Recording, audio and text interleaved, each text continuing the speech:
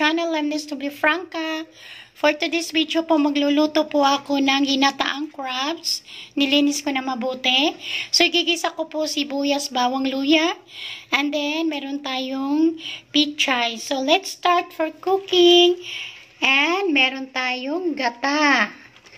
Isang malaking gata po ang aking pinagawa. So, mag-start na po tayo ng ating pagluluto. Una, ilagay po natin yung ating luya. I-brown lang po natin ang ating luya.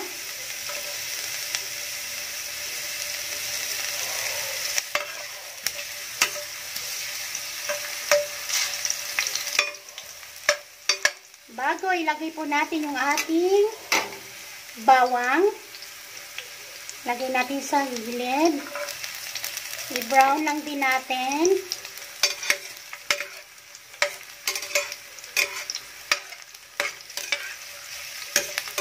So, ngayon, pwede natin isabay na yung ating sibuyas. Lutuin lang natin. I-brown lang din natin.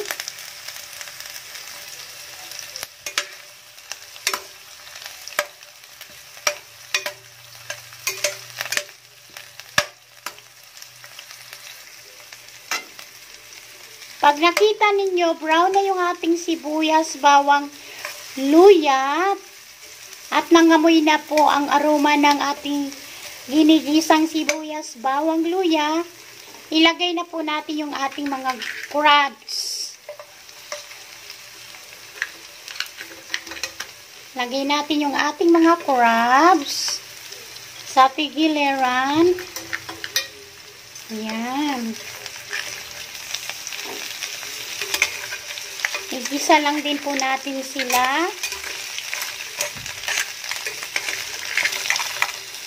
So po, ilalagay ko po yung pangalawang gata para po maluto at pakuluan natin, and then timplahin po natin ng asin at paminta. So ito po yung pangalawang gata, yung pong kakang gata, yung unang gata, yung po yung last nating ilagay.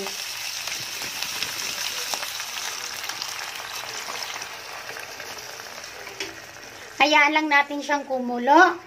At kapag may ibang kulay na kulay orange na yung ating crabs, i-add na po yung ating pichay.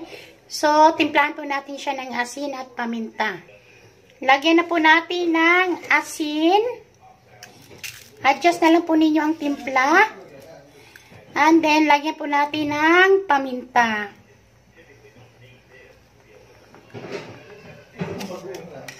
Yan, ayan natin siyang kumulo at takpan po natin.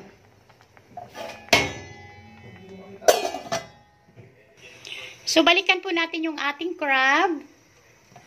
Ayan, na ibang color na. So, means to say, luto na. By the way, lalagyan ko po siya ng bagoong. And then, lalagyan ko po siya ng crab, yung meat crab. Optional lang po. Kung meron kayo, pwede. Kung wala, ay okay lang na wala din. Okay guys, lagyan natin. Aligi pala ang tawag nito. Aligi. Yan. And then, lagyan natin ng bagoong. Ayan, para lasang-lasa yung ating ginataan. So, haluin na natin para mag-mix.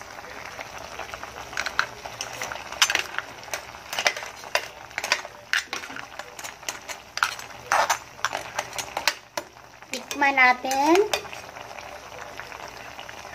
Ang linamnam. So, ngayon, dito ko ilagay yung aking pichay. Palambutin ko na yung pichay, and then ilagay ko na po yung kakang gata o yung first na gata.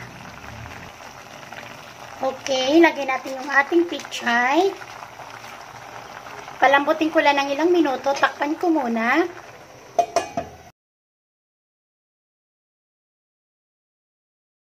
So guys, balikan na po yung ating nilutong crabs.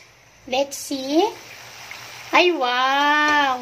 So ngayon, dito na natin ilagay yung ating kakang gata o yung unang gata. Okay? Ilalagyan po natin.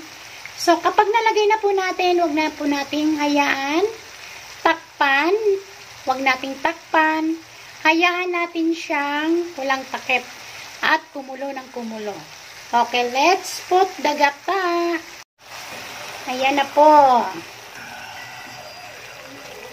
Yung ating kakang gata. So, ang sarap tingnan. Ayan guys, yung ating ginataang crab na may pichay. Napaka-yummy. Yung ating ginataang crab with pichay. Sana gayahin nyo sa inyo. Napakasimple lang po siyang lutuin.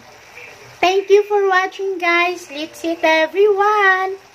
Bye!